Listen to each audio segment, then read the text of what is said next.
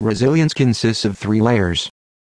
The tax collecting layer that runs integrated with a person's financial applications. The swarm distribution layer that shuttles welfare around. And the incentive layer that makes it possible to run a decentralized welfare. The tax collecting layer connects your financial network to the resilience network. It is very simple. You set values about what currencies you wish to connect, and at what tax rate. You then send data about all your incoming and outgoing transactions for those currencies. Our server generates a list of unsigned swarm distribution payments, and if you sign them, then the transaction is connected to the network. That is all that is required from your financial provider, and from yourself. This is easily automated with scripts, and you can code a client yourself. The tax that you pay is sent directly to the swarm of accounts that are connected via you. The same goes for the tax that is paid by top industries and their distribution vendors. That tax is paid out to the swarm of consumers that the industry provides for. The algorithm is rather simple. Remember how we just went through how you connected a transaction to the network?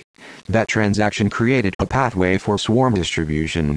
The account that paid that transaction to you will receive swarm distribution via that pathway. This scales up to the sum of all transactions that you have connected to the network. Are you beginning to see the fractal-like structure of this system? You yourself will receive swarm distribution via all your outgoing transactions, if they too have been taxed for and connected to the network. I know these patterns are new to you, and I will make another video where I go through them in more detail. But if you can get a sense of the algorithm, then this is how the tax that was collected is paid out. The server generates a list of payments, and you sign them, and the tax becomes dividends.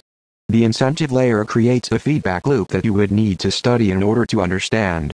I have uploaded a lot of content that describes it, and you should be able to understand it from that content. This layer behaves like a selection system. Remember when your teachers talked about biology, and how animals select what partners to mate? This layer works the same way. It lets consumers choose what ecosystems they wish to consume from, and the instinct to ensure a livable basic income makes consumers choose industrial ecosystems that have chosen to connect to the resilience network.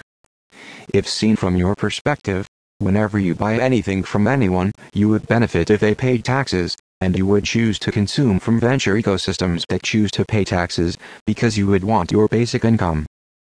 As long as there are people who want to run businesses that provide for the whole crowd, sort of like socialism, and ethic, then those people will get a huge advantage from the ability to connect to our system. These are the three layers of resilience.